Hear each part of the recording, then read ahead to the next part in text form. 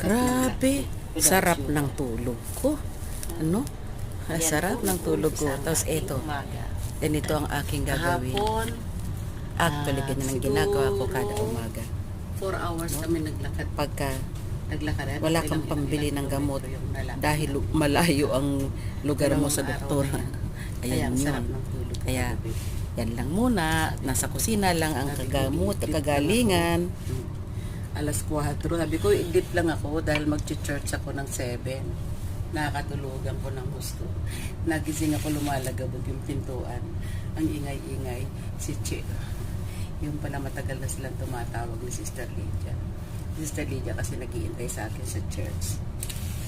Kailangan hindi ako. Taka sila, hindi ako sumasagot. Anyway, yun lang muna sa yun lang muna ang aking kwento by now. Yan muna kayo. Bye-bye.